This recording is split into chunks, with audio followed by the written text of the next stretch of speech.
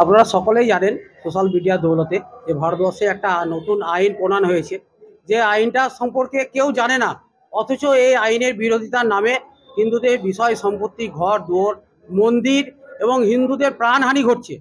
তো পশ্চিমবঙ্গে মুর্শিদাবাদ সহ গোটা পশ্চিমবঙ্গে একটা অরাজকতা সৃষ্টি হচ্ছে এবং আমাদের এই পশ্চিমবঙ্গে কোনো আইনের শাসন নেই। তো আইনের শাসন প্রতিষ্ঠার দাবিতে, হিন্দুদের সুরক্ষার দাবিতে এবং হিন্দু নিধনযোগ্য স্থগিত রাখার দায়িত্বে আমরা মাননীয় আমাদের রাষ্ট্রপতি মহাশয়ের কাছে একটা ডেপুটেশন জানালাম থ্রু এসডিও রামপুরহাট সাহেবের মাধ্যমে।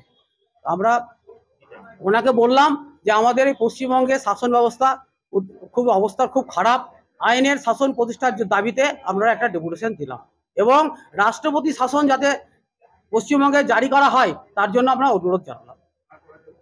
প্রতিবাদে লড়াই করবে, আগামী দিনে লড়াই করছে, আগামী দিনে করবে।